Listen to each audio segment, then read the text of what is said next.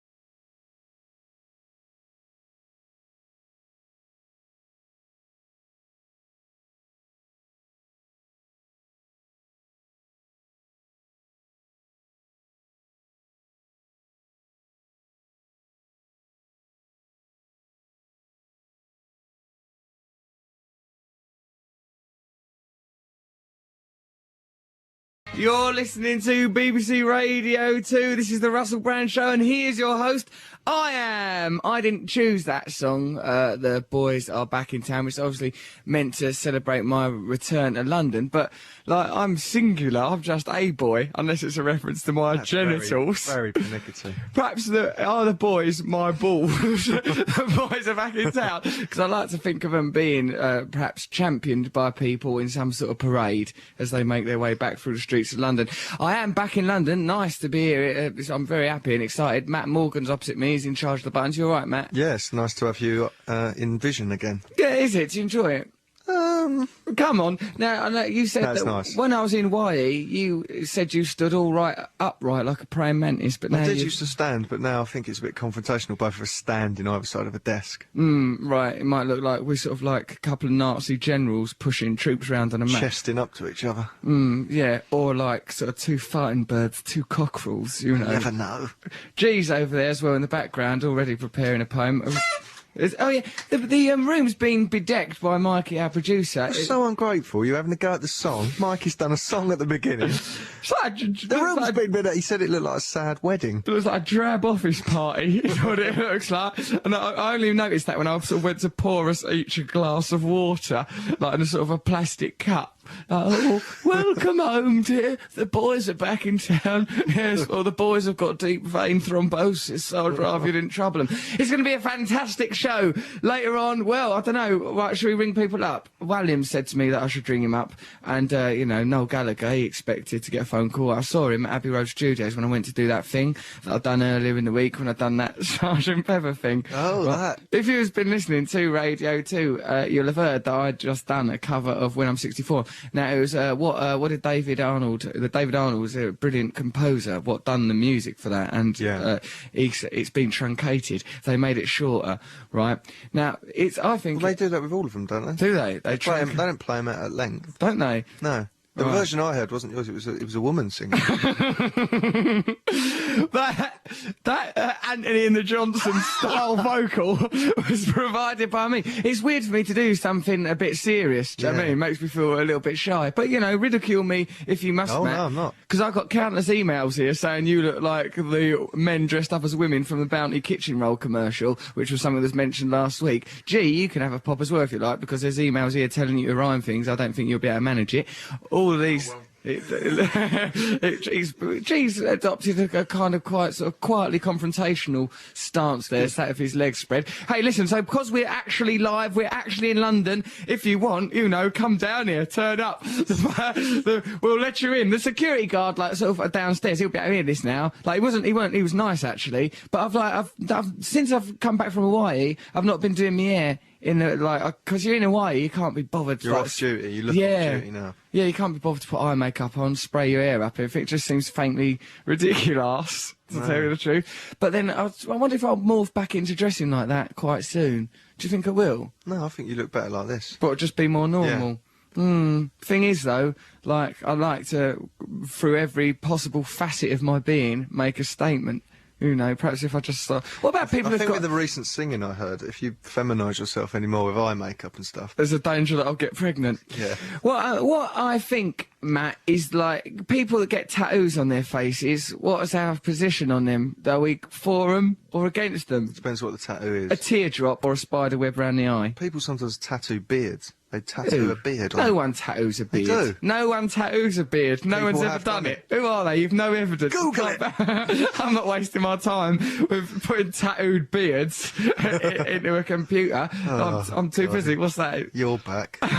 Is that because you saw me cupping myself? Why do you touch yourself? Here's an extra little treat for you. Come on. Right, okay, it's going to be a farty whiz-bang of a show. We've got lots of things to talk about last week's show. Right, remember I told you, someone sent me an email because of a shark Jesus being born. Like, a shark's been born, it's give birth, virgin birth to a shark. Other little baby shark come out of it. I ain't had sex with a dead shark. So that shark is the Christ shark we put forward last week. Well, only now have we received this email. Ew, it's got sodden to the desk. That was a really unpleasant experience.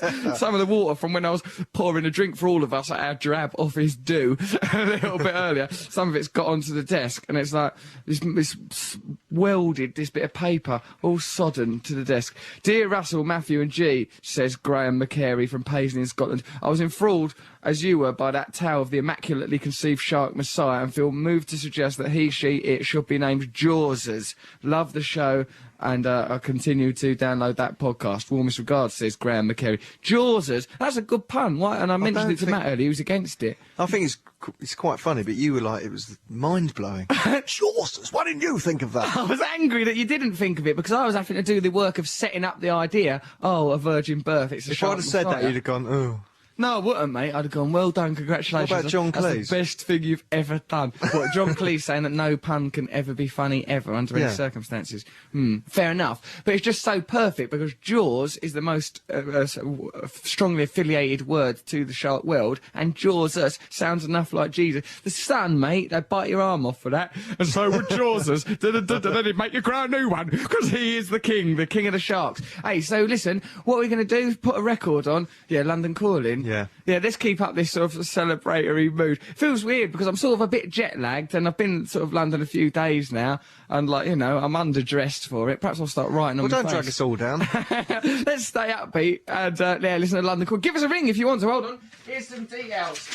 Right, you can give us a call on 0500 288 291 if you want to talk to us about your most intimate business, really. I demand to know all your affairs. How do you feel? What were you thinking? Why did you do it? Get a grip. Or you can text us on 88. I didn't say the number, did I? Well, if you really cared, you'd work out. It's 0500 288 291. Give us a ring on that. Or you can text 88 291. Or, oh yeah, 88 to 91, yeah. We should have noticed that decades ago, I shouldn't we? did on the first day. No, you never. Carry on. Why ain't there a prize fund? Let's have a prize fund. Ring us, you might win a prize. And that prize will be a little bit of the old dignity. Or you can email russell.brand@bbc.co.uk. Later on, we might ring up Williams, ring up Noel Gallagher. Mikey, where's our bloody Cocoa Pops? Last week we spent about an hour discussing Cocoa Pops, and they pledged to give us enough Cocoa Pops to start our own empire, should we so choose. I don't know what, only that would be the currency, I suppose. It would help with the economic aspect. From a military perspective, Cocoa Pops are redundant. They even turn the blood-filled chocolatey. I don't know, battlefield. Hey, let's listen to London Calling, then, you give us a ring, we'll talk about our feelings. Hooray!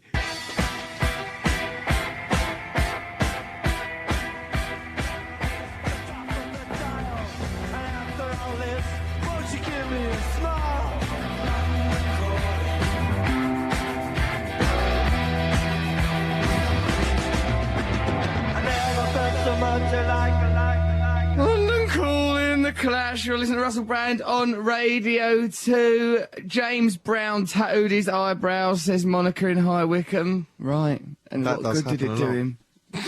Yeah. So it's dangerous.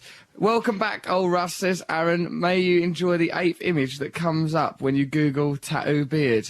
Aaron, I wonder what it is. It'll be Probably some rude. Of course it's rude. The way that boy's mind works. Dear Russell, Matt and Mr G, I work for a bank looking after rich customers and big business customers. I would like to offer help with the revolution. I could acquire funds to help fund the revolution, or I could help bring down the corporation from within. Love, Caroline. Yeah, all right. Yeah, good. Good. We'll have them funds. I need to buy a 'em. big house in Hampstead. Why you start going on about big houses in Hampstead all of a sudden? Why has that suddenly become pertinent in your daft little So I brain did, box? the tour of the Brand Palace. Did you like my glorious mansion? It's tiring walking around it. I likes it there in my mansion. It's good. After the revolution, I'll give the mansion back. You can't have a mansion in the revolution unless lots of other people live there as well. You've got to let everyone. You just open your doors. Scruffy anarchists might wee in the stairwells. That's what worries me about the revolution. I think after the revolution, I don't want people to just carry on like yobs. We'll be dignified and that. There just won't be money, and we'll work less hours, and robots will do all our jobs, and there'll be a lot more hours your father. I like the way there's lots of different levels to it. What, my house? There's yoga floor. Yeah. It's a bit like a crystal maze, but sort of upwards. It's like a crystal lighthouse. Yeah. Is what it's like. Yeah, it is. It's all right, though, isn't good, it? yeah. Well, you was criticising it a bit while you're walking around it, because you saw my arrangement of novelty items on a What's kitchen that? shelf and That attacked bag it. lady had done one shelf. Bits of tat. Lynn done that shelf. Lynn, housekeeper, who looks after me. But so What about your chairs? Rabbit ears chairs. yeah, I got these chairs right. Thing is that where I've come into money a little later in life, I'm vulgar. Tragic does that sound? I come into some money. I fell on some good fortune. A benefactor took pity on me. So I don't much know how. I don't know how to, like, I remember when I moved into my last house, there was a duvet on the bed from the last person. I just, when it was night time, I just got in bed and went to sleep in that. It was only when a person pointed out, your duvet's horrible. I goes, where'd you get it? I goes, it was here when I moved in. They goes, don't do that. You know what I mean? I remember it took me a long while to adjust to the idea of things like having to buy salt. You think, I ain't buying salt. Have you ever had to buy some salt? Well, of course. Well, there you are. Just is it right? Is it to buy salt? Tell you what, after revolution, salt will be give out free of charge, like Romans. I bet someone now is sending us an email going, in the Roman days, salt was used as money, and that's why you say celery. Dear, right? Oh yeah, all right, you there, Caroline? Yes, we do accept your offer to corruptly nick money off of your rich customers. I think, I don't know where I got this from, might be that Nick Leeson story, might be some other thing, but like, by nicking just fractions of pennies, a bank worker was able to amass a huge fortune. Now that bank worker nosed it all up and just spunked it. This bank worker, I don't think it's rude like that. I don't think it is. I mean the verb. Let's not go on about it. But like, I think you could just nick fractions of pennies, Caroline, and we could, like, no one will ever know. You know, when I was little, right, when my mum complained of having financial problems, I was wanting to just sell the car for £1 million. I thought that was a solution. But she's just said it. How little were you? Well, it was a Datsun. Oh, worth a lot of money. Collector's items. Also, I thought, why don't I just ask everyone in the world to send me £1? I'll have loads of money then. But, I was never able to put this plan into practice, obviously. This revolution is not going to be funded very well. Well, not unless Caroline pulls her finger out, lazy cow. Right, Amanda, age 20. Rush, just tuning into your show, loving it already. I'm glad to have you back in England where you can be famous again and get back on track with the revolution. I'm right behind you on that front. Love you and your ball bags. Sounds rather blunt in that context when it's not, because whenever I mentioned ball bags, it was just sort of in an abstract, surreal way. This is a direct reference to my testicles. And I'll be seeing you in Peterborough. You certainly will. Welcome back to Blighty, says Melissa. Hope you're doing okay, blah, blah, blah. I agree that Matt does look like the woman-stroke-man of the Bounty advert. Made me laugh last week. How do you know it wasn't him in disguise? Another person said that you look like a badly drawn boy. Oh, Matthew. get out. Skinnier. No, that's an oafish, boorish version of badly drawn boy. What's this attack on me? It's radio. I shouldn't be judging me on my looks. That's true. Nor should anyone be judging anyone else on their looks. Hey, yeah, good point, right? Yeah. Rusty. If you're going out judging people on their looks, you might want to look at yourself and judge yourself, but only don't because you're included, because you're a person too. Dear Russell, says Sandra, oh my God, I'm glad to hear you're back in town. Britain has been missing you. Glad you're back. What was the first thing you did when you got back? Well, I could imagine what you did. What do you reckon I've done? Reading the paper today. You didn't waste any time, did you? No, I didn't muck about, mate, because out there in Hawaii where you're not famous, oh, God, you know, I'm like a prize fighter what's like squandered his gift, but like, I don't know, by being in a circus or something. Then when he has to go and have a proper brawl again, he don't know how to do it. Because, like, you know, if you're not famous, well, you know if you're not famous, as most people ain't. Otherwise, what would be the point of being famous? Down at me. Well, as you know. As you know, Matthew, I've seen the way you live, and it appalls me. Yeah, like, I've sort of forgot how to chat people up properly. You know, because of one of the benefits of being on the telly and everything meant that. Oh, right, because out there. But when you came home, how did you get how did you... What, get how's your father in Hawaii? Just, what do you mean? A gentleman. No, I mean, when way. you came back, how did the story in the Sun, how did that come about? Well, I chatted up girls again, didn't I? I went back to... How did you find the page 3 girls, just like that? I just marched through the streets with my top off, singing in a gentle, weak voice until they're summoned.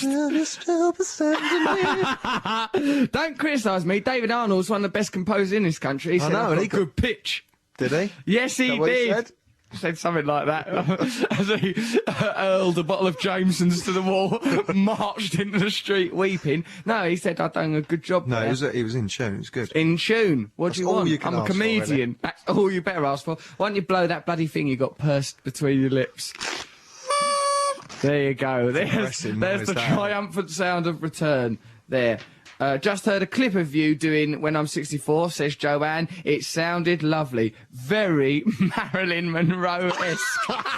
Happy birthday, Mr. Yeah. I do naturally tend to cut myself while doing Could you sing in a low... Did you, like, have a conversation? He said, I'll try it. You know, he goes, that... When I'm 64, the original version, it's done all jaunty. Will you still be sending me a Valentine? Like, the answer to all those questions is, yes, of course you will. He goes, what you want to do that like is if you're sat depressed in a room with the curtains drawn and your fame has waned, your hair is thinned and you're on the precipice of death. Do it like that. And then I've still done it a little bit upbeat. Remember, it's been truncated. Are you playing it? I can see your offer in your hand. Well, it makes sense. Your offer in your hand, doesn't it? I suppose so. It's been. Stick it on, yeah. Go on, put it on, Matthew. Is this the one that's just been on the show just now, or is it the? It's 4 minutes, so this is the 4 minutes. The whole thing, yeah. Right. Okay. Now this is a first. Right. Now then, this is old Russ doing taking himself a bit seriously, but bear in mind, I'm with one of the best pianists in the world, this David, who I don't know his surname, and the best composer in the world, David Arnold. Have a listen to it. I'll still fuck it. Oh my God! Whoa! Isn't it? It had to happen eventually. Play the tune. Right. Sorry for swearing on the BBC. That's a serious apology. Apologise for my language. Right, but now let's move from that into the glorious world of me singing this record. Let's have a listen to it.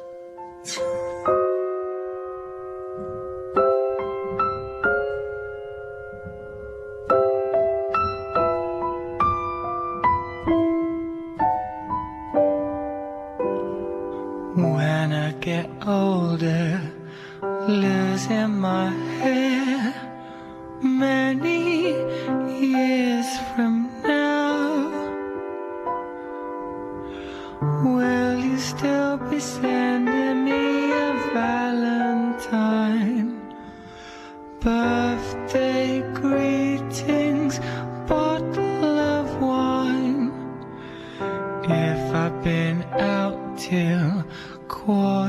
are free, would you lock the door? Will you still need me? Will you still feed me when I'm 64?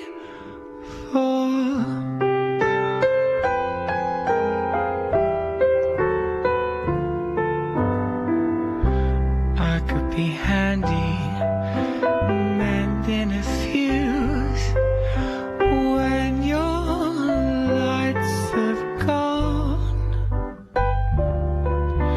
You can knit a sweater by the fireside.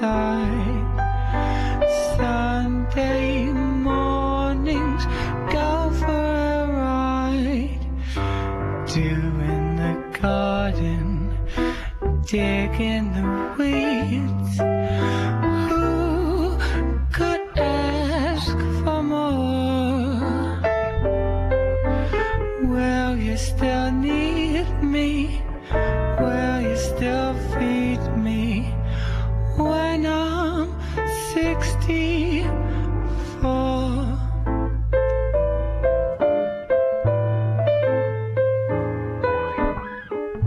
Every summer we can rent a cottage in the Isle of Wight, if it's not too dear. We shall scream and save.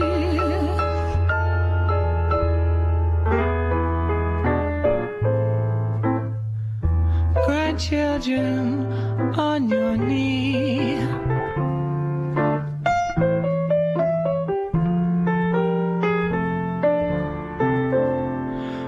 Vera, Chuck, and Dave.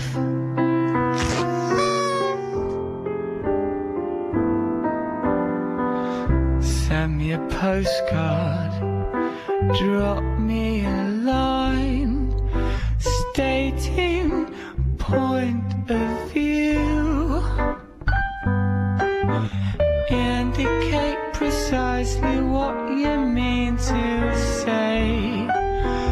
You're sincerely wasting away. Like, you can take the mickey out of me, but David Arnold's a brilliant man, so you can't take the mickey out of his work. I'm not. I think he sounds good.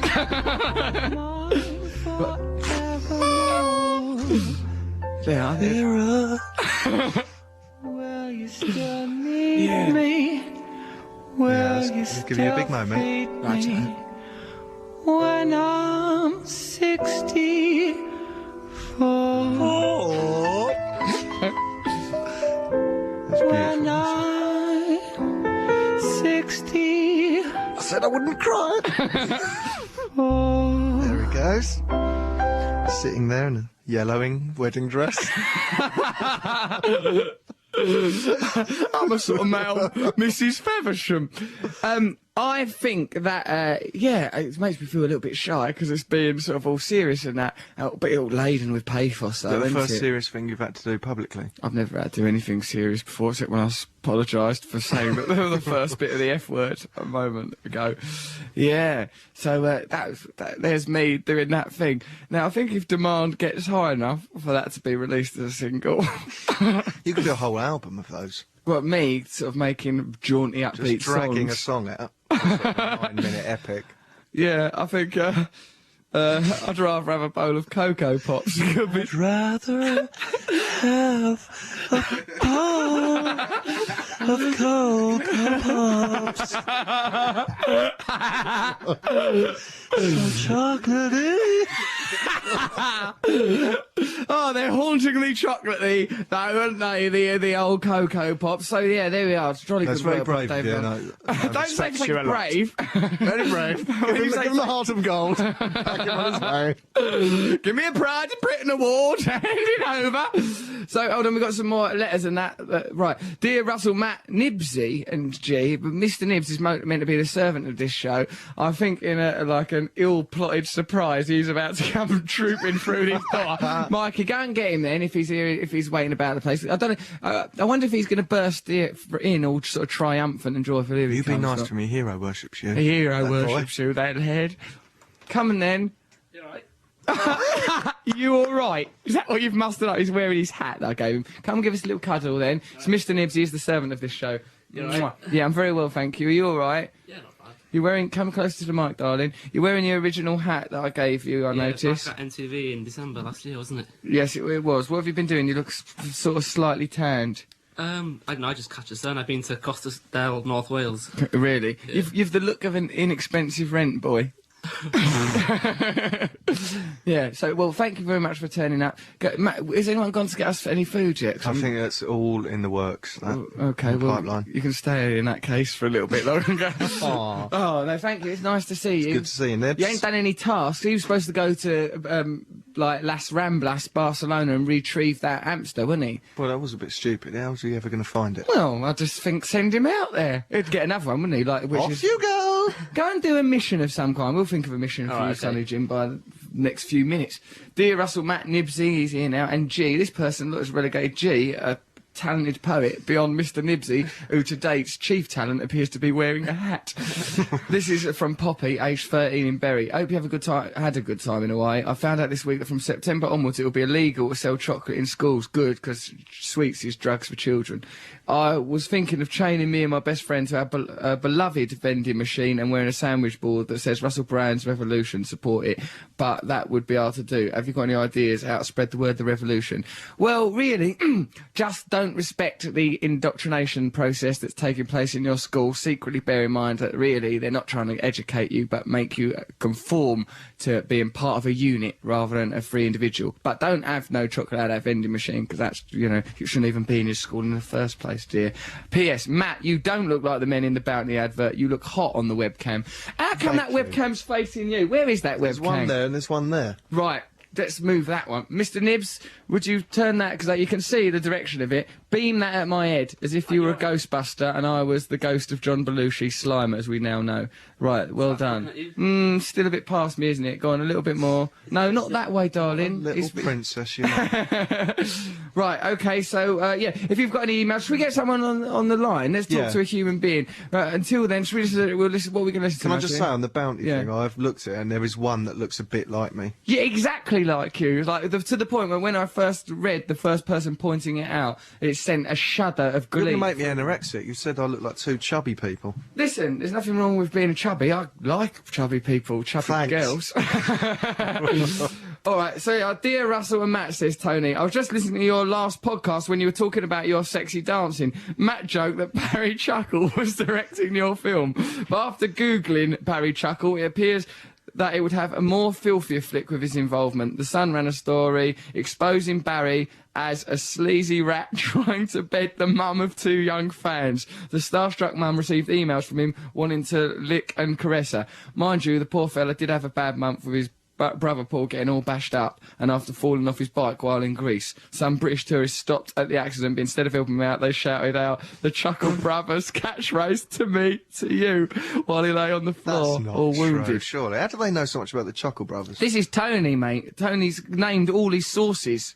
You can Really? yeah, he's got all his sources here. He's very professional, and he's sent us the articles as well. If if you're interested. Blimey. Yeah, so there we are. And also this is all in the Sun. You know, there's so- loads of Chuckle Brothers, aren't there? What do you mean? There's Only more two chuckles. got famous, but there's loads of them. Loads of other chuckles just Loads, out there, yeah. like running shops, assassins, Politicians. politician chuckles. Probably. They're out there living their lives. Right, Matthew, what are we going to listen to, mate? R.E.M., Shiny Happy People. This is for your sister, My is little it? sister, yep. Which little one, Sarah, is it? Yes. This is for Sarah Morgan. God knows you've suffered enough that time you pooed on her tape recorder. No, it's my other... Oh, shut up. Shiny happy people, dirty grubby tape recorder. Let's listen to R.E.M.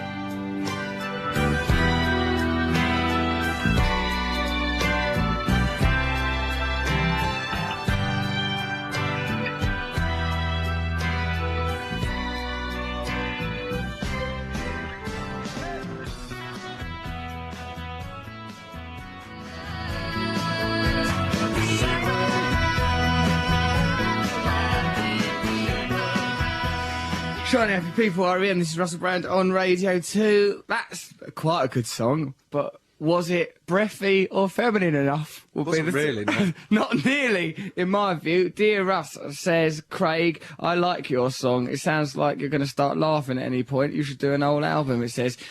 Please help out with... it goes, he's going to help us with the revolution. Thanks, Craig, for your help. Don't do anything reckless, for God's sake. David Wright says, my singing is quality. That's not my words, Matthew, but the words of David Wright. Tom Turner says, all right, Russ, nice to have you back. You shouldn't sing like someone's got a handful of your balls. Well, you know, that would be very nice if they could muster that much up. I, old Russ, says Julio in Liverpool, just want to say I thought that Nana Moon did a great rendition of When I'm 64. I didn't hear you on there. Were you playing the piano? Only messing. Good job. Thank you, Julio. That's very nice. When I'm 64, of course. Elfie, look up me naughty, Elfie. Hi, Russell, says Ben. Your When I'm 64 cover sounds like it was sang by Emma Thompson, the actress. I don't think she can sing either. Did you cry a little bit while singing it? Love it. I did nearly cry, because I started to think... Yeah, I did, actually. Could you hear yourself then back in the headphones? You're a very cruel, calculating bounty tranny, ain't you? Oh, no, that's offensive, sorry. So, like, what I did find out, right, is that... Yeah, because I was thinking about the lyrics to When I'm 64. When I get older, losing my hair, many years, will you still be sending me a Valentine? Like, made me feel sad. And made me think, like, no one will. Don't get that many now. Well, you know. Russell, just heard you singing your ditty. It was fantastic. So that's all sort of some quite nice stuff. How did they decide who sings what? I think what they done is they got a barrel, filled it with the names of preposterous upstarts. I think it's because of Leslie Douglas at Radio 2 wanted me to do it, because the rest of them, you'll notice, are people that do singing as a job. This is right here. Now, we talked last week briefly about PETA doing a poll for Sexiest Vegetarian. Yes. As you know, if you're a listener to this show, if I get any kind of opportunity for credit or attention, I fall upon awards, though, awards. Oh, awards, that's my lifeblood. I can't get enough awards. You offer me an award, I'll have it.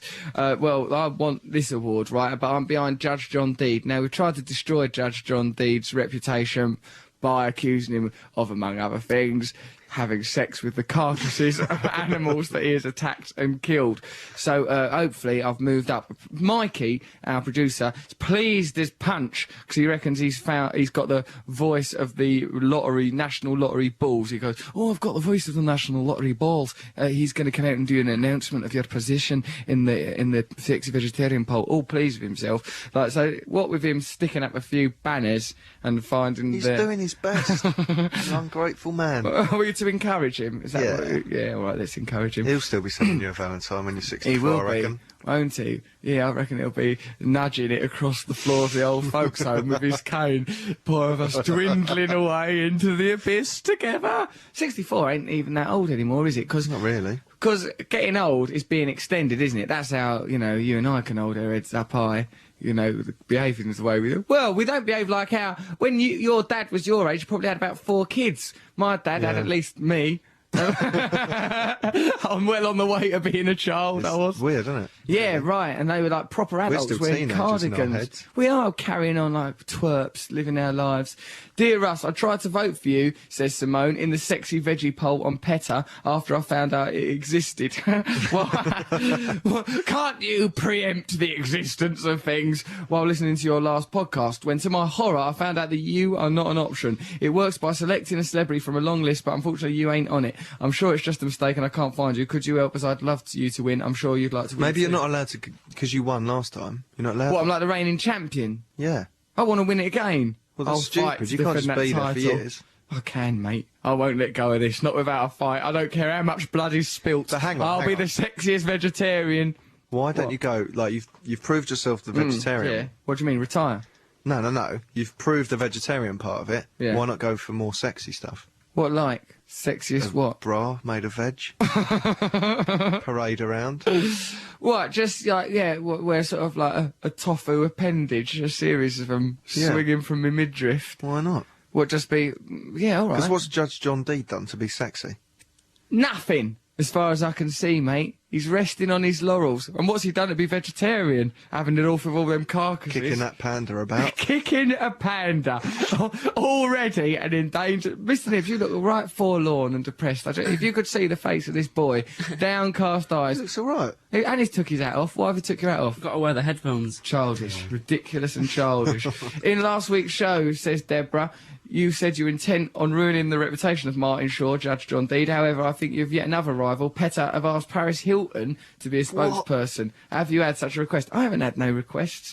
I ain't had no requests. As the current sexiest vegetarian, you should not stand for it. She has done nothing to deserve such an honour, while you devote so much time and effort to maintaining your beauty and avoiding meat. I have, of course, voted for you and hope to be rewarded when the revolution comes. You certainly shall be rewarded. I would like to be a spokesman for PETA, because they're hardcore and they're quite serious about their vegetarianism.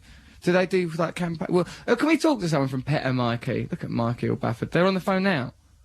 Mikey's talking through a series of baffled mimes. All right then, okay, well, we might talk to someone from PETA in a second. I went to the PETA website, it says, Ellen, to vote for you to be the sexiest vegetarian. Your name isn't there. I voted for Morrissey instead.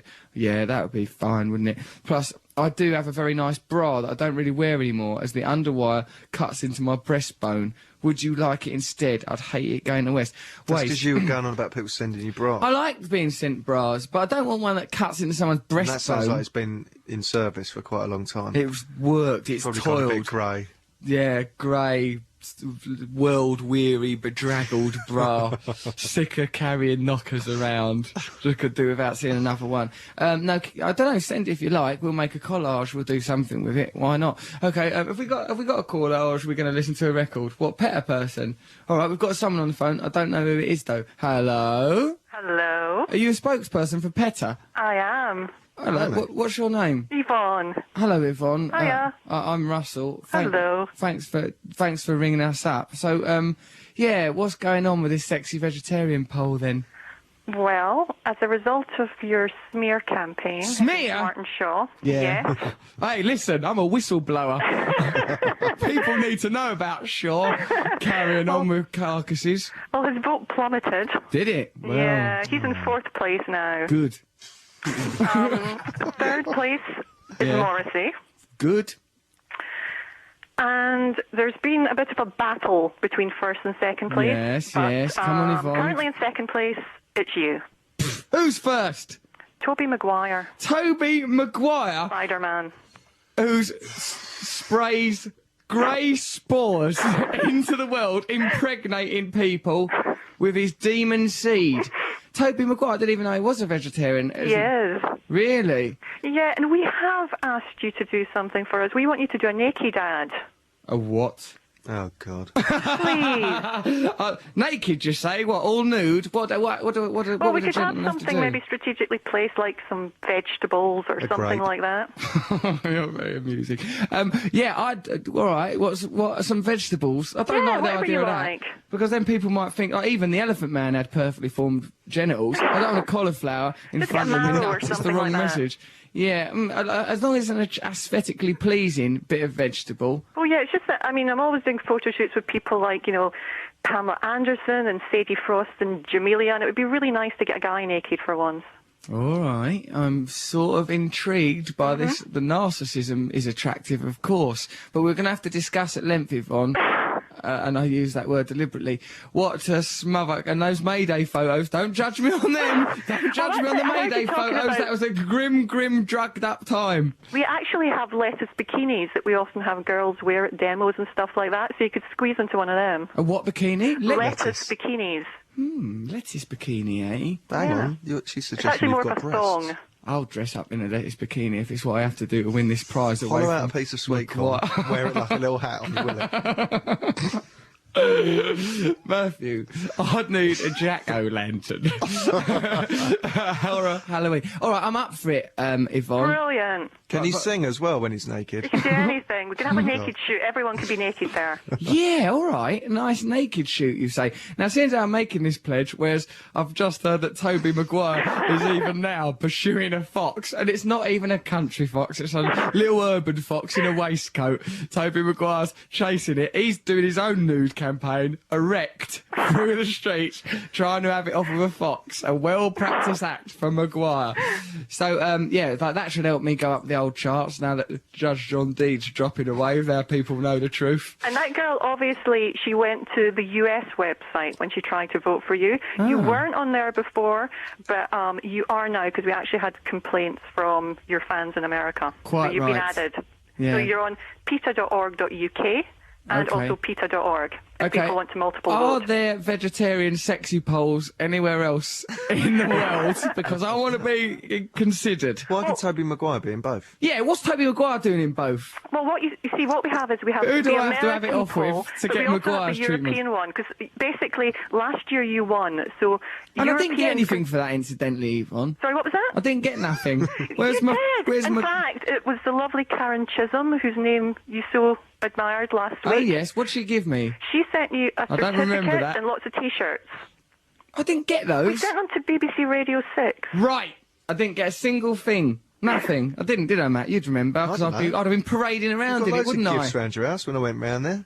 People send you all sorts. They do. Tributes, they are. Keep my spirits up. People know I'm vulnerable if they've heard me singing. Listen, yeah, all right. Can I have, all right, I'll do that thing. Because on a more serious note, I'm right into the vegetarianism. I'm very pro-animal rights. I'll, let them do what they like. That's my motto. So, yeah, I'll do some posing the nude. We've got to make sure I look ever so nice, though. You will. Right. You've done a naked photo before, haven't you? When was that? Oh yeah, that Christine. That was that looked a bit odd, didn't it? That Christine Keeler.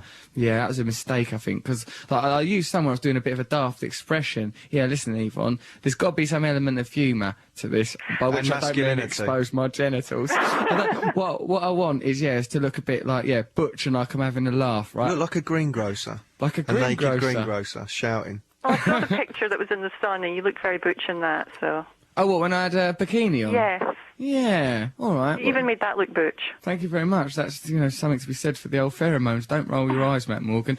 All right then, Yvonne. Well, thank you. Now that we got this contest all nice and rigged, I'll look I'll look forward to seeing you at the shoot. Yeah, All no. of you. Lovely. All of you. Well, if you might want to do an annex shoot for Bounty kitchen towels. We've got the very fella. All right, my love. Thank you very much for your time. Bye. Bye-bye, dear. Right, go and vote for us on that thing. She's not from PETA. She's Don't. getting you round her garage. To tell you the truth, Matt, I don't mind. She called it PETA. She did call it Everyone PETA, else calls didn't it she? PETA. Yeah, we'll carry on with PETA. We can't be influenced by her just because she's its spokesperson. We'll just do what we bally well like, so as we shall. All right, what are you doing? You're hovering. What are you thinking of playing? The Stooges down on the street. All right, go on then, stick it on.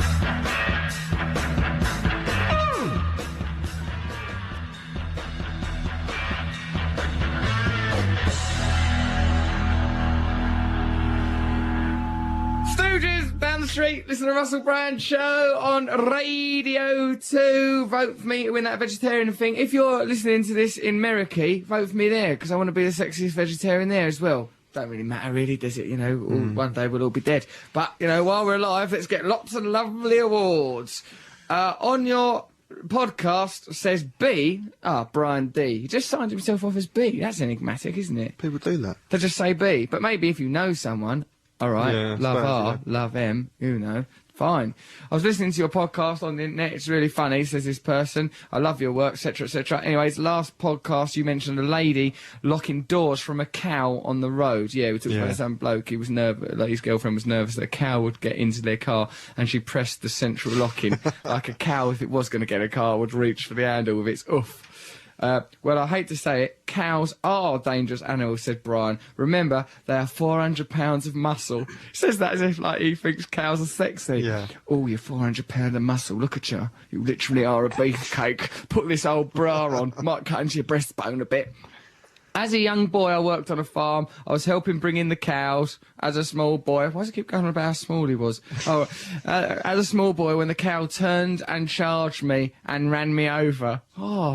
Luckily, I was unharmed, save for a few scratches and a small scar I've had down my leg ever since. Keep up the good work, Brian. Brian, thank you for informing us of some of the dangers of cows. Hi, Russell, says Angie. I was just wondering whether you've ever licked a peach. I licked one the other day. It feels weird and similar to licking a dead mouse. I love your show. Oh, God. I reckon you've got to be the best thing on radio right now. Thanks, Angie. Yeah, maybe I have licked a peach, actually. Cool, if you eat one, you sort of feel it. You sort of lick it a bit, don't you? Yeah. Sometimes you think, And I'll dead just give mice? it a lick. I've not ever licked a dead mouse. We used to do puppet shows with them. No! Pets Oh, God! Oh, dear. Hold on a minute. What's that you used to do? Go to a pet shop and get a load of animal corpses. Right, now remember, that was art, what I'd It was done art, there. actually. You were helping. I was involved. We was raising awareness, is what we were doing. Raising the old awareness right up nice and tight about the horrors of dead mice. Right. Oh, God. Look, I didn't kill those mice. They were already dead in a pet shop. All I did, instead of those mice being eaten by a python, they would be the stars, posthumous stars, of a puppet show, which raised a lot of important points about the nature of death. Now, why don't we go You're to... going to have to give PETA some more. Yeah, more stuff Peter, than I'll just do what you nude. like. Yeah, I'll do... I'm going to end up doing a porn film for them. I'll end up doing a Peter snuff movie by the end of this. Right, OK, so it's now Andrea Simmons. Thank you for that lovely welcome back from Andrea Simmons at the beginning of the show. I'm enormously grateful for that, you lovely woman. Time now... Oh, don't we know we used to always try and get Andrea Simmons to sneak a word in for the news, because we'd go, oh, she said a word that we set up. Andrea, I wonder if you could sneak into the news. Toby Maguire eats leather biscuits. From 88 to 91 FM, this is Radio 2 from the BBC.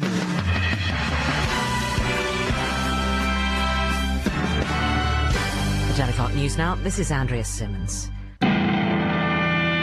Online, on digital, and on 88 to 91 FM. BBC Radio 2. Russell Brand.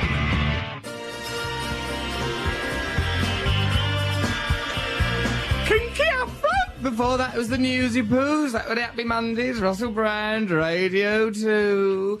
So, there's a few things we got to iron out. Firstly, there's been some gifts brought to the studio. Very kindly, someone's brought some gifts here for me, and, you know, perhaps all of us to share. Let's not make any assumptions, right? There'll be nothing for me. You'll get something. Perhaps when you start doing a little more breathy balladeering, people will appreciate you. Now, this is true. Because of BBC regulations, these gifts can't be brought up here because they're wrapped, and it could because of terrorist They threat. have to be X-rayed normally. It could be X-rayed, right? But we ain't got X-ray, and we certainly ain't got time to wait. Now, if only we had some dispensable member of our team, someone we could send down there to open those presents, and in a nightmare scenario, if it was a bomb, it wouldn't matter that much.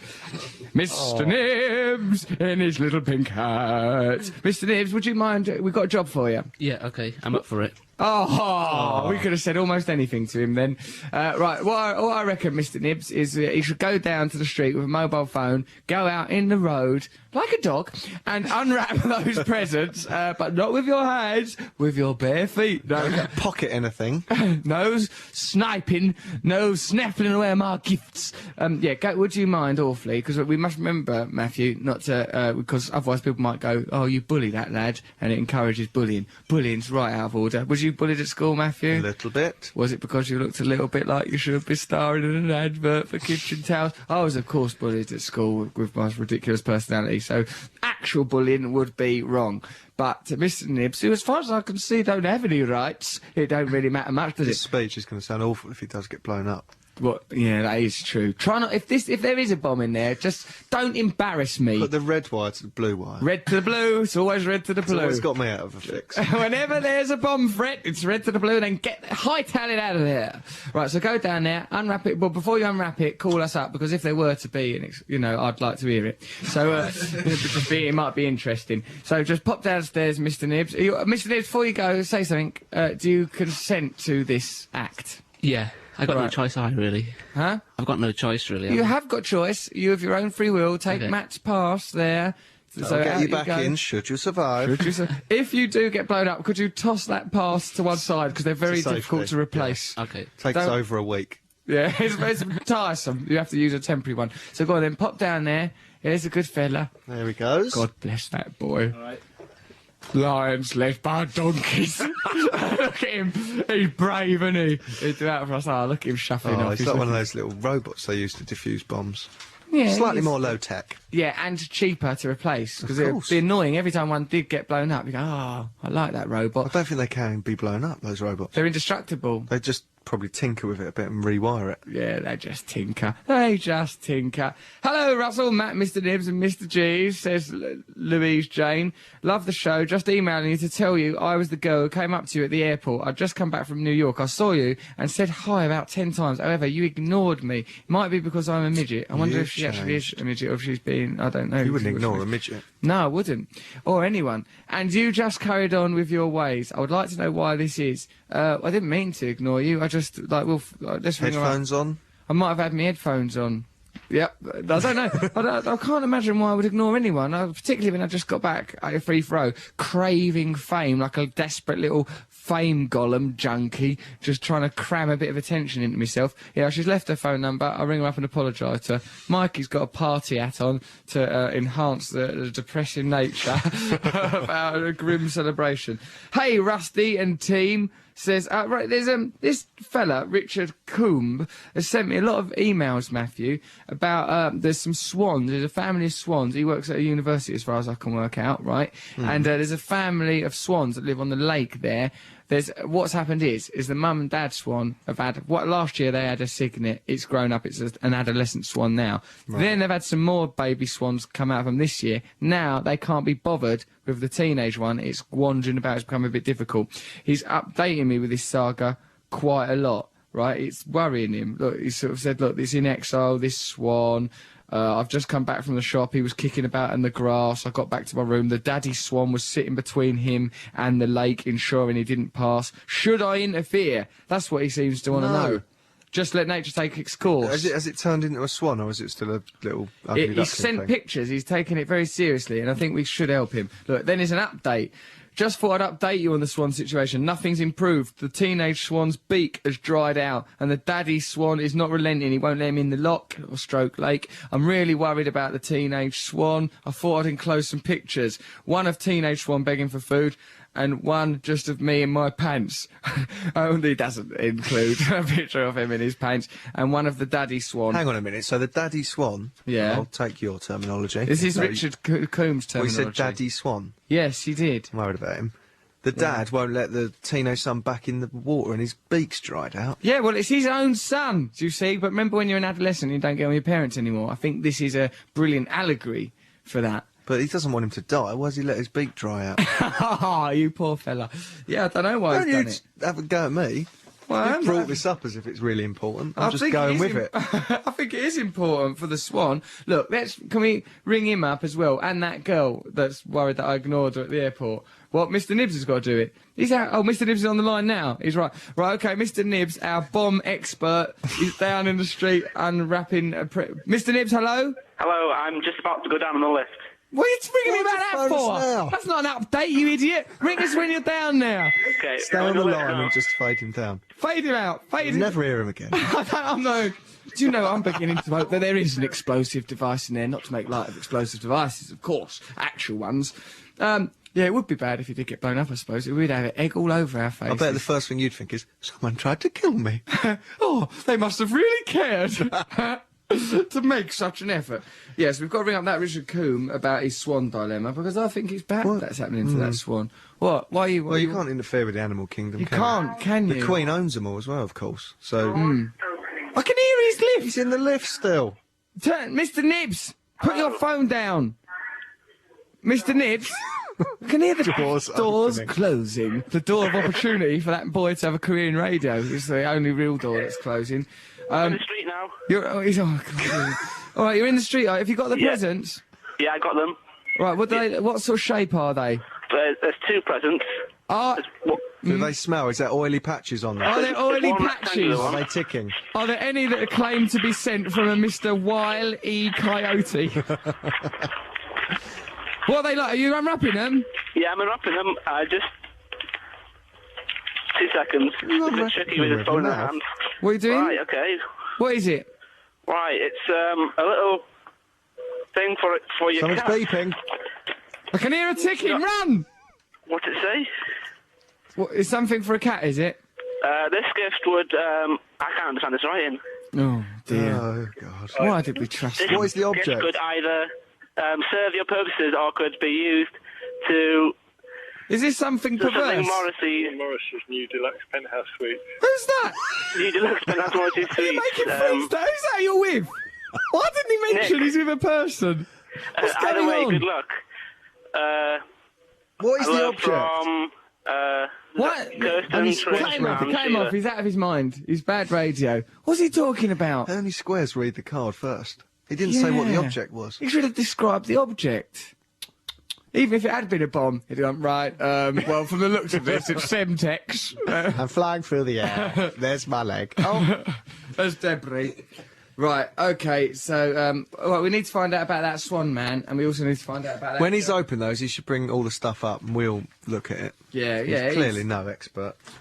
Luke, friend of the show, just said, who would I save from death, Morrissey, my cat, or Matt Morgan? Well, it'd be interesting to see Matt in a situation where he's facing death, because I just wonder how he'd react. I'd be very Stoic? Stoic. Stoic, would you be, in the Chin face up. of death? Yeah. Why would I be in a situation facing death with I your don't know. cat? Yeah, it'd be odd, wouldn't it? What, they're like the two of you, a crime-fighting duo, and I've got to step in. You haven't said that you'd save me over your cat. Well, I'm worried about the cat. I mean, you know, he's very loyal, the cat. And I've spent a lot of money. Also, every time I go to the vet, it's 500 quid. I've invested a lot of money. It costs a bomb to send Did a you cat. send him Harley Street to your normal doctor, who I went to once? Yeah. Never fully recovered from the financial shock. That's a lovely little trip to the doctors for you. All covered Running on a treadmill. like covered Ivan Drago and Rocky Fire. Running around, you more machine than man, weren't you? By the time you came back, silly sausage. Right, okay. Let's play some music. I don't think I noticed that I'd played. There's been no Morrissey played in this radio show. If I don't hear Piccadilly Polare soon, I don't know Didn't what you I'll put some do. in? Yeah, no, there is nothing here. Well, don't let it worry you. We'll And I look at see it the in a minute. bitch is back you've got there in the playlist, Elton John. Is that some sort of dig? Is that one of your snide remarks? Go on, put that on then. Put Elton Put John the on. bitch is back. Yeah, stick it on. Why not? Cheer us up. Okay. Might do.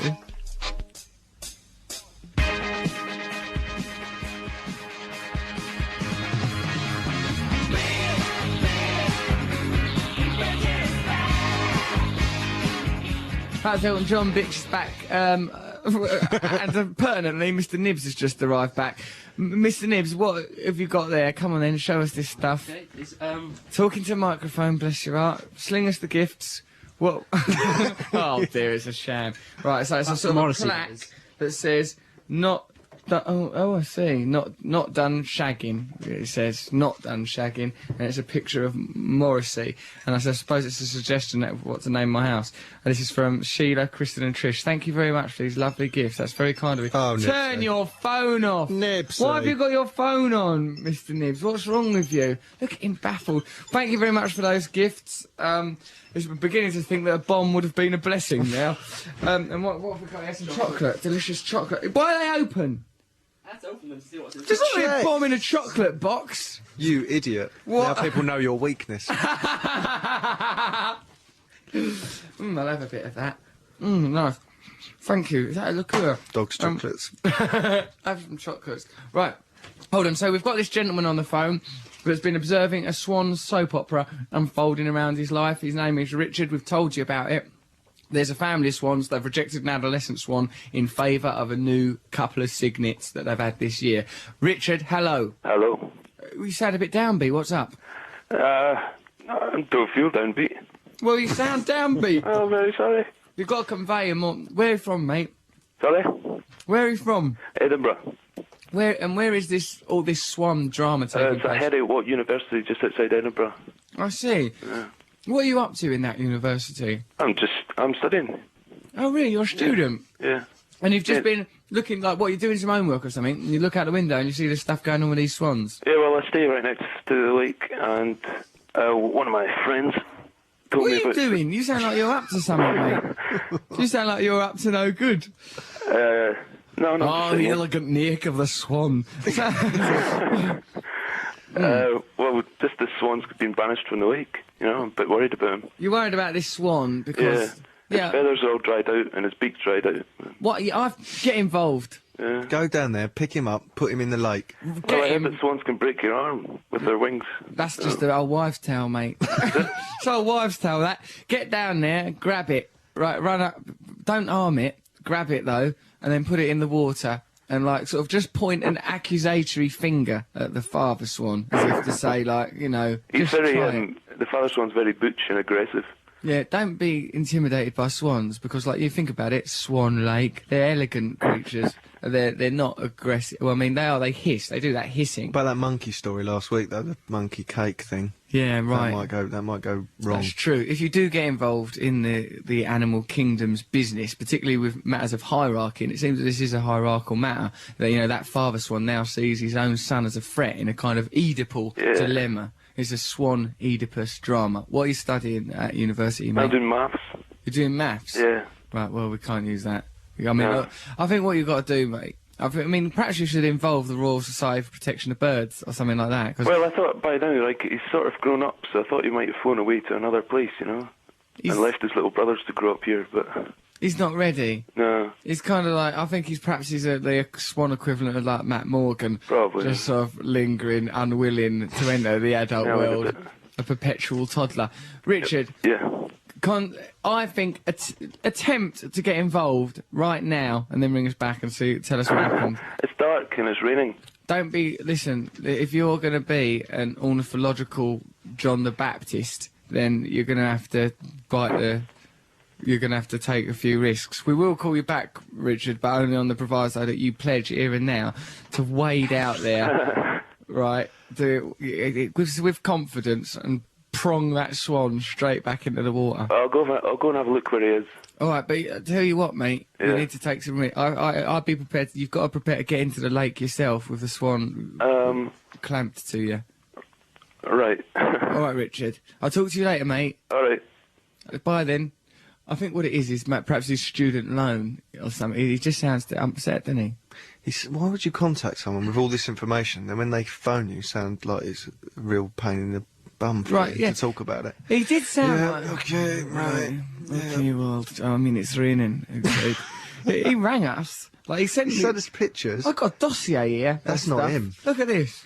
Do you reckon the real Richard's been killed by a Standing swan? behind. Yep, go on, see this. Maybe he's shy. Maybe the real Richard's shy, and this bloke, yeah. It's just his assistant. Plus, the letters are so upbeat. Hey, Rusty and team, just thought I'd update on the swan situation. Nothing's improved. Teenage swan's beak has dried out. That's all nice. There's pictures, there's drawings, there's a graph. It's delineating the slow decline of the teenage swan. He's full of nicknames for predictions of what might happen. Listen to all that information. Maybe he's failed his course because he's been looking out the window at swans. Yeah. And he hasn't been doing the math. I think Richard long ago abandoned math in favour of having sex with adolescent swans and has realised that his career as a mathematician has gone out the window as a result. How does a beak look dried out anyway? It's made of dry material. That's true. Yeah, what does he want? A big lubricated beak pecking away at his calculator with his Pythagoras theorem? No. I think, well, if he's out there dabbling, we'll soon find out if, you know, perhaps he's got some sort of dual personality. I think there's something going on. He's a I thought you were going to say, character. when we speak to you better be a bit more upbeat. Right, yeah, I was gonna. Let's program him next time. Let's be a bit more upbeat. What, let's pump him before he comes on air. If he get comes Mikey on air, to say, look, I'm Scottish as well. Come on, do this let's be a down. couple of Scottish blokes together. Let's just get Mikey on because he's upbeat. Me Yeah. coming back from Hawaii, his place looks like one of them funhouse where you take toddlers that's all full of balls now. This studio, it's a place for dementia. All right, let's listen to Who we listen to, Matthew? Big Audio Dynamite, E equals MC squared maths. See, Perfect. almost Why? Why almost? because it's sort of physics. There's no reference to swans. Yeah. Yeah.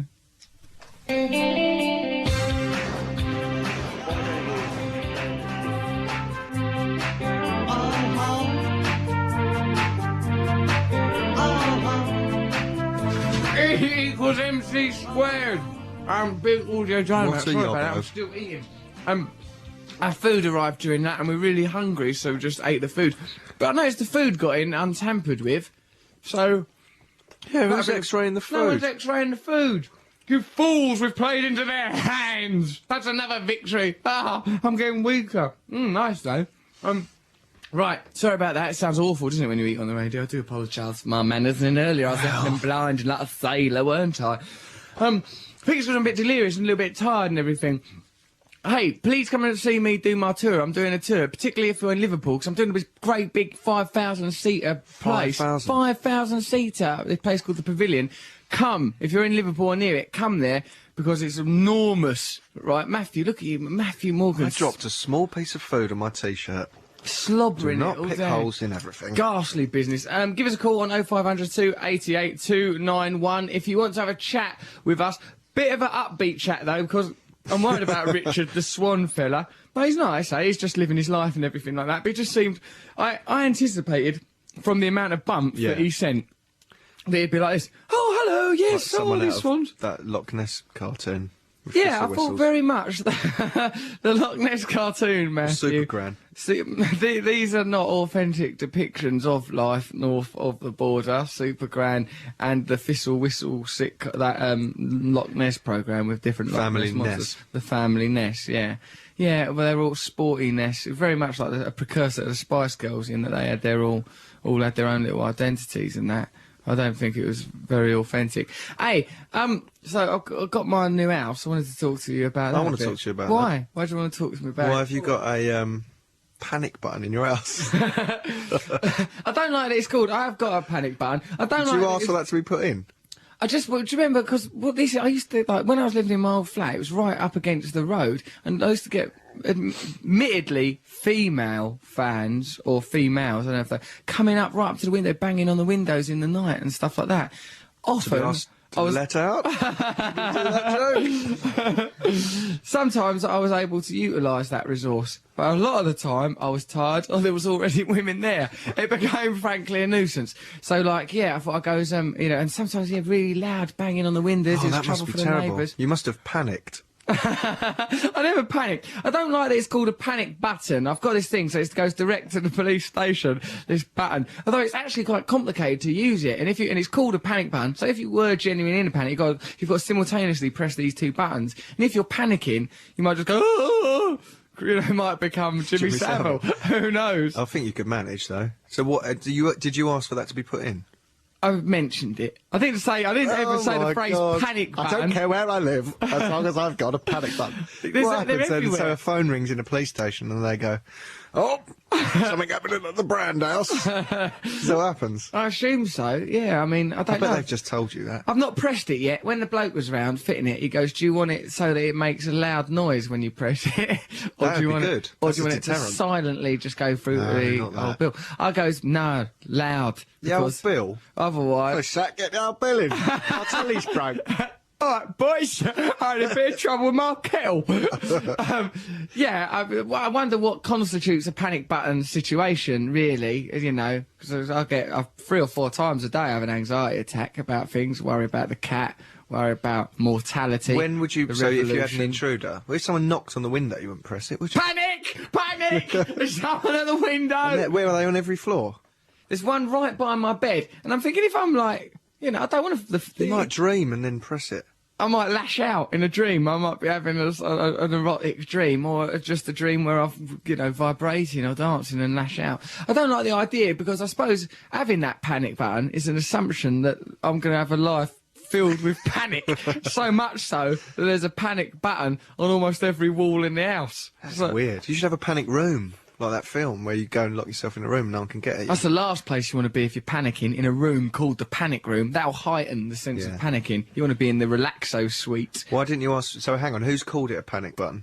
The bloke fitting Oh, really? it. Yeah, That's looked at quite me. emasculating. There's your panic button there, mate. There's a Nancy boy settee. When I'm 64, press my button, poison blue. Yeah, it's unfortunate. What the did you name ask for it. Well, you should put a big plaque on it. Russell's fight button. I've called it my war switch. I only press the war switch when I'm proper wound up. Listen, don't have a go at me. You spend your whole waking life in Krav Maga classes. That's good. That's a martial art. I'll be able to fight back. I won't press buttons. Wait. What do I do? 2 at a time. Here we go. You'll be sorry soon. I could perhaps just serenade them with a ballad, see how serious they are about this attack. Once they hear my strangled Billie Holiday vocals, they might think twice. Listen, at least when I'm out on the street, I'm not panicking, like you, training on yourself. the streets of Hampstead. Yeah, it can be Must pretty be rough terrifying out up there. there. There's some people doing some tagging lately. Oh, those thugs. I wish they'd pack it in.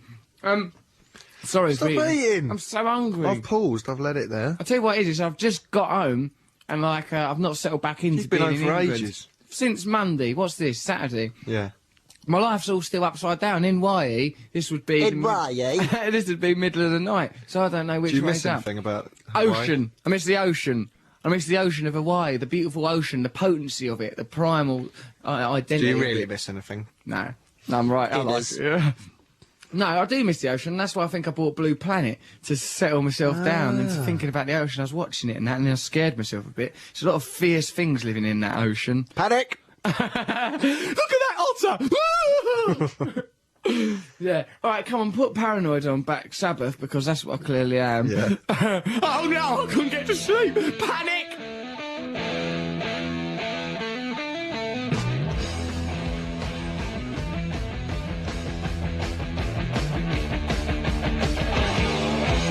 Sabbath, Paranoid, Russell Brand, Black Radio Sabbath, 2. Paranoid. Russell Brand, Radio 2, I think he said. That was what I was saying. Noel Gallagher's going to come on the line in a minute. I just rang him up. He went, it's a good time to call. I went, well, why? He was, just spilled cranberry juice all down my top. Like he's a doddering poor old sod. He don't know what he's doing. 40 now, isn't he? Of course he is, yeah. Perhaps if only someone could articulate beautifully and soulfully the decline into old age, perhaps in some sort of ballad. Mr. Nibs is offering there with what looks like a wedding cake for a marriage between two homeless people. What is that then? There's a little pig thing. It's a welcome home cake. With love on it. Oh, with love Hang on, the they've put birthday. post-it note on top of a cake. You just put post-it note on the... Why is it post... It says, with love on your birthday, and then someone sellotaped a post-it note to the top of the cake saying, welcome home, Russell. Welcome home, comma, Russell. Just it's almost like welcome home, anyone. Yeah. Well, thank you very much. Who's it from? Everyone in there? Everyone on the Radio team. 2. With love on your birthday. Is it that really? Someone got a birthday cake and then thought he's not in the country. My birthday was ages ago. Why does it say I'm happy grateful across the board Let's about have a the look at this decorations. Well, thank you very much for this. For this. Open it up, there's a bomb in there. I'll tell you what, it would be a pleasant surprise at a time like this. Well, no, it seems quite nice. It's cut quite Matthew Precue cake, because I've got to do this. I've got to do this radio show. Okay, I believe Noel Gallagher's on the line. Hello, Noel. You all right, mate? Hi, Russ. Yeah, I'm good, thanks. What are you doing? Spilling all cranberry juice down yourself? Do you know those? Cartons of cranberry juice that they've got some weird plastic contraption on, but you push in. Yeah. And yeah, I kind of misjudged. I was trying to drink it out of the carton, and I a bit dribbled down the top. Do you think you might be better off in a home? Do you think it's time now? I think you probably. Well, no. Matt thinks it is. Have you been listening to the Matt radio? was getting all ages with me last week via text. Got his velvet jacket. Oh yeah, I heard about your. He got very upset that I made Made remarks like- about a second-hand T-shirt. Yeah, well, you know, I sensed he was a bit upset about that. I sensed he was upset about that, Matt. he's a No. sensitive boy. Oh, okay then. Because you put a little kiss at the end of the first text, and the other one there was just a really aggressive full stop. He put a kiss at the end of text. Only because Noel does, which is surprising, really. I don't You do it. don't No, put Russell does ki- that. I don't do it. He does, I can prove it. Look at him groping around, all blushing for his phone. You don't put kisses in your text to me, Matthew. Oh, no, not to you, but even Noel did it, and I thought, hello. So why do you say what? Because he's in a I band. don't you put- embarrass him, but... No, mine wasn't a kiss. Mine was an X. X. Oh, yeah. Yeah, right. So, like what? Like a sort of Pseudonym. fundamentalist Islam. Are you keeping my text? That's an outrage.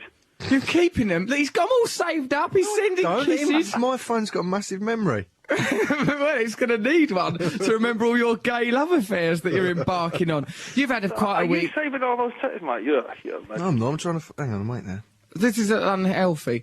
Noel, what have you been up to this week? Because like the two stories. I seen you at Abbey Road on Tuesday. That was lovely to see you and your brother there in your natural You know, environment. every time because Go on. every time I see you, I forget how tall you actually are. I'm a tall man. I'm. Huge. Who was that guy that was with you who looked exactly like you? That's Nick, my agent. Oh, right. Yeah. He's Really? Yeah. Well, Aren't agents supposed to wear suits and smoke cigars and stuff? not us, man. We're the new wave, yeah? We're pushing them squares aside, kicking them to the curb. We're moving forward. So, Tuesday was at Abbey Road, obviously, because you were down there. Yeah. Grovelling for a backing band. I weren't grovelling there. Packing. I was very worried about the Leslie Douglas who put together that project said, oh yeah, talk to them lot. I was terrified about the idea of singing in front of you and your brother and them hoodlums you go about with. Watching you singing. Yeah, have you heard it? I haven't heard anything. I mean, by the time our tune was finished, we'd long been in the pub. I've not even heard that yet. Oh really? Well, how was yours going to go? All right. You've got a right treat in store. You have. Oh really? Yeah, you have. Yeah. What in respect to yours or ours? Well, yours. Not bleeding yours. You're just, competent Oasis cover of a Beatles classic. What would you expect? Then? As a stand-up comedian singing a breathy, kind of sexy song, thankfully with a brilliant musician. .cotton, like I suggested. No, I never had done .cotton like you suggested. Nana Moon, I think. Nana Moon, it's been described as, so it is at least... it is at least an elderly member of the cast of EastEnders, so, it's in that kind of arena. Perhaps...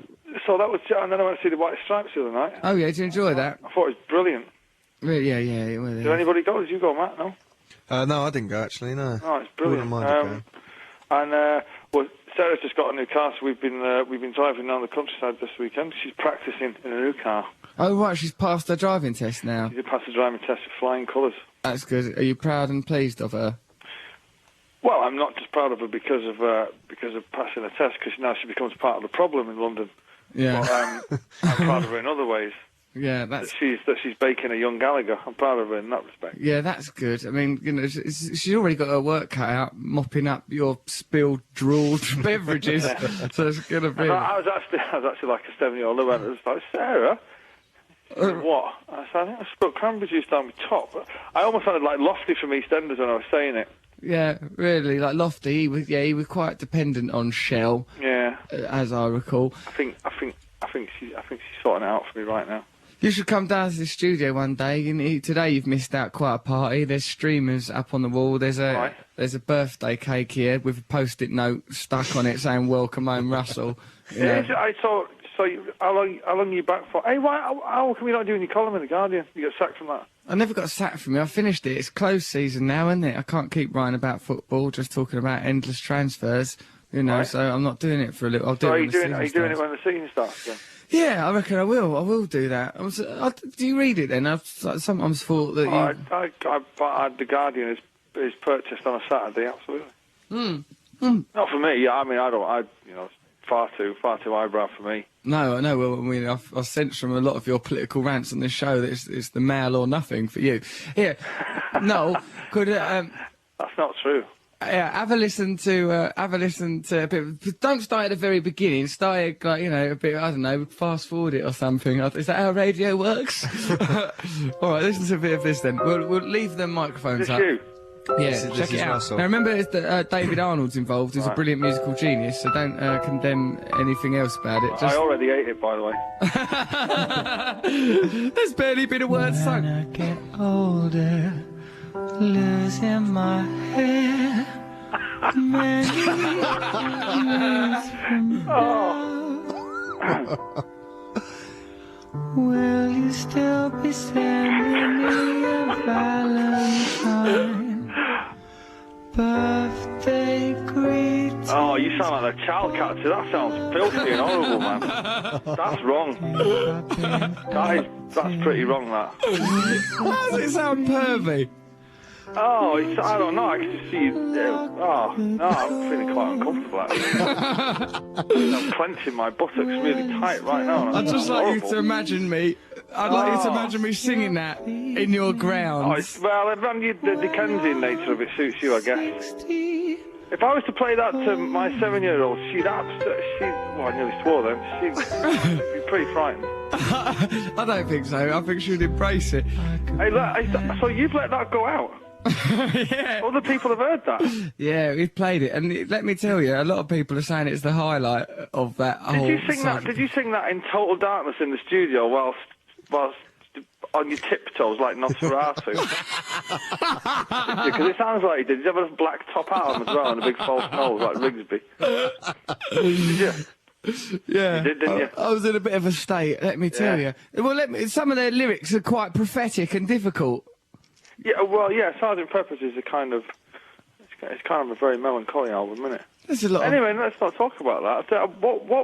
Who suggested you do it in that style anyway? David Arnold did, and I think And is he wrong and all? What do you mean? Is he wrong? Because you're kind of renowned filth anyway, aren't you? Well, right? Is he filth at all? No, he's not. He's a family man. He's a lovely He'll be filthy family man. As you've proven, smothered in cranberry juice. Your poor dear wife, 6 months pregnant, just got through a gory driving test, mopping you up. Yeah, I suppose. No, he's a lovely human being. I don't think there's any malevolent intent with the arrangement. No, I think probably what it is just like the unspoken sexual attraction that you feel towards me. To hear me, What? I imagine hearing me using that sexy voice. I reckon what I wasn't sexy.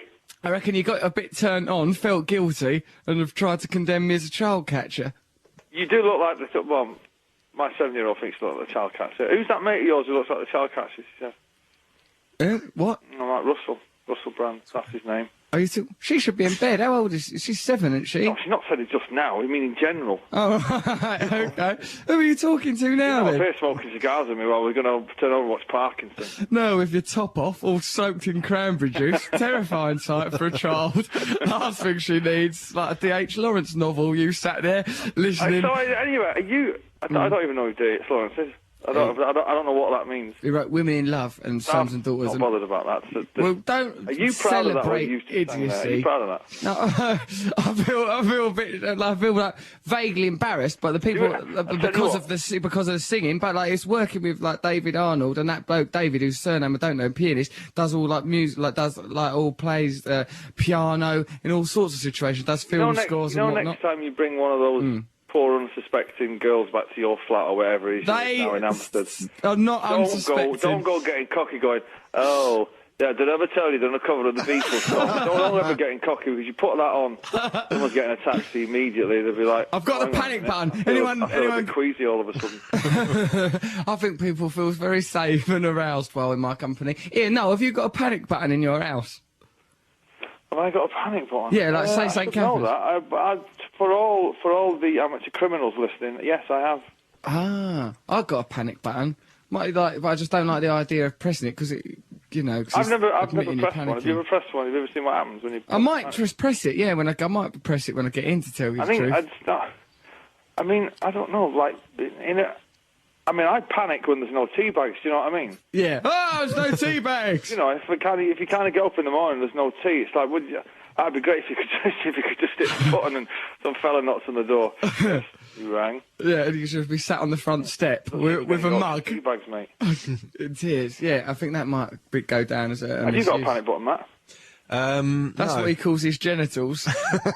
he's sitting there reading your texts, thumbing his panic button. Well, I live behind gates, electronic gates. Really? Feel quite safe, yeah. Yeah, I mean, some of the other patients require it. Wormwood Scrubs? That's it, yes.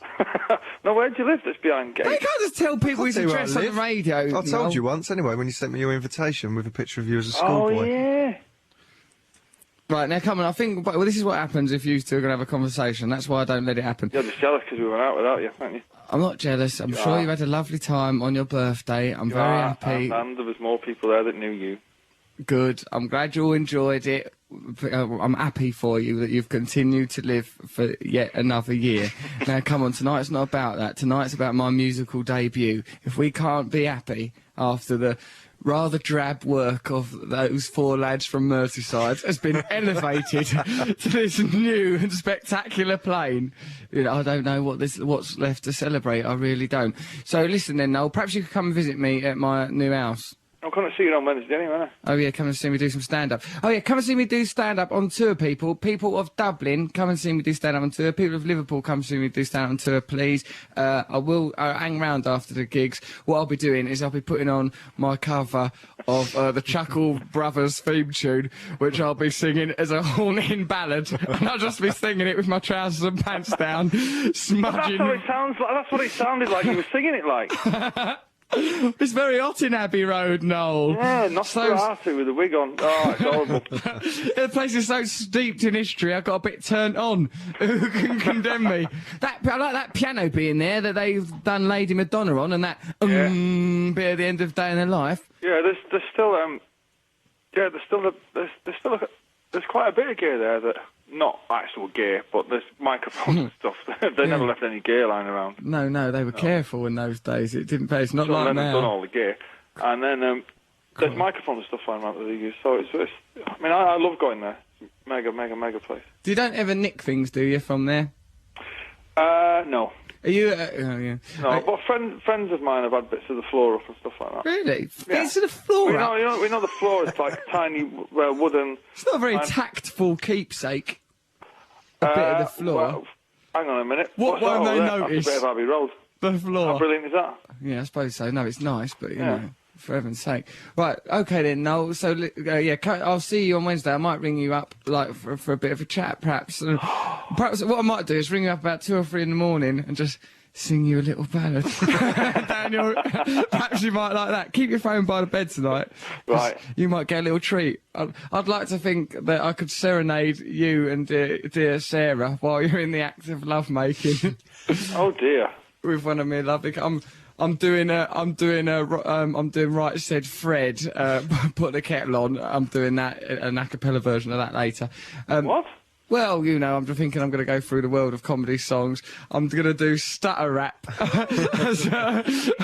a little bit, but just a much more turned-on version. There's people in here eating my bleeding cake. That's my celebratory cake. Mikey's staggering around, scoffing. No, we've got to go now. I'm going to go and check on my top that's covered in crumbs. All right, then, you go and do that. I'll see you Wednesday. See you later, Matt. See you later. Take care. Bye-bye. See you later, then. Right, now time to summarise this show in a matter of moments because news is coming up soon. Please welcome Poet Laureate of this programme. It's Mr. G. Woo, yeah, here he is. Okay, this poem is called Back for the First Time.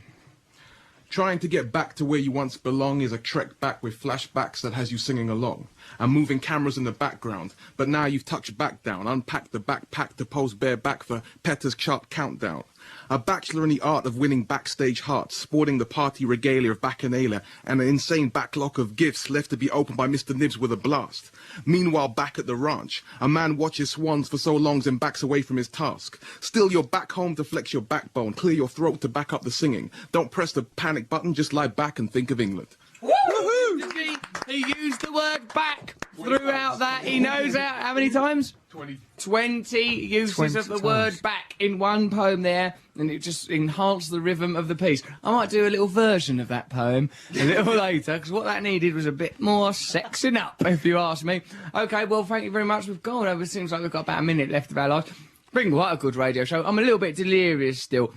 And also, you know, it takes a while to settle back into your life, but by gum, excuses. I'm not offering excuses. I think it's been a lovely show. Mr. Nibs has saved us from almost certain death by unwrapping a gift of cat novelties. You've been lovely company, Matt. Mikey's even now eating the cake, carving into that cake with the devotion of a serial killer. Never seen anything quite like it. OK, well, thank you very much, all of you that have contributed. There's been too many good emails, really, to go through all of them. But if you do send us, like, a dossier of something you've seen out your window, and then we call you up, but please don't talk to us like it's a chore. Perhaps we'll hear more from Richard. I like to think that Richard now is stood out on the grounds of that university with the carcass of a swan cradled in his arms. Thank you, Mr. G, for your lovely poem. And for that beautiful kazoo sound effects. OK, so, yeah, I think we're going to be handing over now to a woman that has made Radio 2 the stalwart that it is. It's 88 to 91 FM. This is Radio 2 from the BBC. Here is the news. And at 11 o'clock now, this is Andrea Simmons.